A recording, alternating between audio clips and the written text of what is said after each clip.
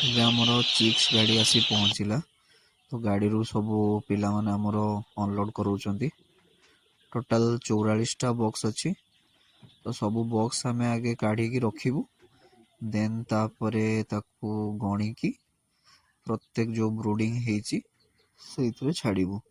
ଯେଉଁଟା ବଡ଼ ବ୍ରୁଡ଼ିଂ ହେଇଛି ସେଇଥିରେ ଆମେ ଟିକେ ଅଧିକା ଛାଡ଼ିବୁ, ଆଉ ଯେଉଁଗୁଡ଼ା ମାନେ ସାଇଜ୍ ନେଇକି ଆମେ ଛାଡ଼ିବୁ କେତେଟା କେଉଁଥିରେ ରଖିବୁ।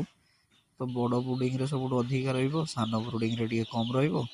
ତ ଏମିତି ଆମେ ସେଗମେଣ୍ଟ କରିକି ରଖିବୁ।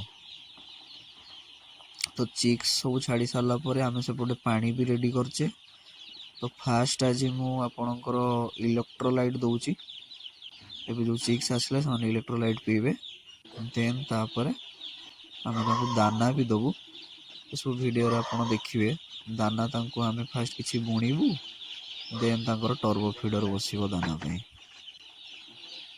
ତ ଆଜି ଚିକ୍ସ ଆସିବାର ଏଇସବୁ ପ୍ଲାନ୍ ରହିଛି, ଏଇସବୁ ମ୍ୟାନେଜମେଣ୍ଟ ଆମର ଏମିତି ଭାବରେ ରହିବ। ଆଉ ଆମର ଟେମ୍ପରେଚର୍ ତ ଫିଲହାଲ ଠିକ୍ ଠାକ୍ ଅଛି।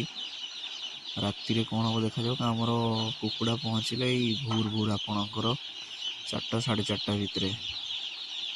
ତ ରାତିରେ ଆମେ ଆଣ୍ଟିବାୟୋଟିକ୍ ଦେବୁ ଆଜି। ତ ଫିଲହାଲ ଏବେ ଆପଣଙ୍କର ଇଲେକ୍ଟ୍ରୋଲାଇଟ୍ ଚାଲିଛି। ଯେହେତୁ ଏତେ ବାଟରୁ ଆସିଛନ୍ତି, ଷ୍ଟ୍ରେସ୍ ଥିବେ, ତ ତାଙ୍କୁ ଇନଷ୍ଟାଣ୍ଟ ଏନର୍ଜି ବୁଷ୍ଟ କରିବା ପାଇଁ ତ ତାଙ୍କୁ ଆମେ ଇଲେକ୍ଟ୍ରୋଲାଇଟ୍ ଦେଲୁ। ଇଲେକ୍ଟ୍ରୋଲାଇଟ୍ ବି ଆପଣଙ୍କୁ ମୁଁ ପରିମାଣ ବି କହିଦେଉଛି। ସିଏ ଆପଣଙ୍କର 2 ଲିଟରକୁ 1 ଗ୍ରାମ ହିସାବରେ ଦିଆଯାଏ। ମାନେ ମୁଁ ପୁରା ମୋ ହିସାବ କହୁଛି, କାହାର କେମିତି କିଏ କେମିତି ଦେଉଥିବ ମୁଁ ତ କହିପାରିବିନି। ଫିଲହାଲ ମୁଁ 2 ଲିଟରକୁ 1 ଗ୍ରାମ ହିସାବରେ ଦେଉଛି। ପାଣି ଲାଗିଲା, ଦେନ୍ ଆପଣଙ୍କର ଦାନା ଲାଗିଯିବ। ଆଜିର ଏତିକି ସରିଲା। ଦେନ୍ ପୁଣି ନାଇଟ୍ରେ ଆମେ ପାଣି ଚେଞ୍ଜ କରିବୁ। ଆଉ ଯେହେତୁ ପୁରା ସକାଳୁ ପହଞ୍ଚିଲା, ମୁଁ ଆଉ ମଝିରେ କୌଣସି ପାଣି ଦେବିନି। ଏଇଟା ପାଖାପାଖି 4-5 ଘଣ୍ଟା ପାଣିଟା ପିଇବେ, ତ ମୁଁ ଏଇଟା କଣ୍ଟିନ୍ୟୁ କରିଦେବି। ଦେନ୍ ପୁଣି ରାତିରେ ତାଙ୍କର ଆଣ୍ଟିବାୟୋଟିକ୍ ଲାଗିବ। ଦେନ୍ ଯାଇକି କାଲିଠୁ ପୁଣି ଆପଣଙ୍କର ଅଲଗା ସବୁ ମେଡ଼ିସିନ୍ ଲାଗିବ, ମଲ୍ଟିଭିଟାମିନ୍ ଲାଗିବ, ଆଣ୍ଟିବାୟୋଟିକ୍ ରାତିରେ ଲାଗିବ। ଏଇସବୁ ମେଡ଼ିସିନ୍ ମୁଁ ଆପଣଙ୍କୁ ବତେଇବି ଷ୍ଟେପ୍ ବାଇ ଷ୍ଟେପ୍ କ'ଣ ଲାଗୁଛି କ'ଣ ନାହିଁ। ଆପଣ ଆଗକୁ ଭିଡ଼ିଓ ଦେଖନ୍ତୁ ଆଉ।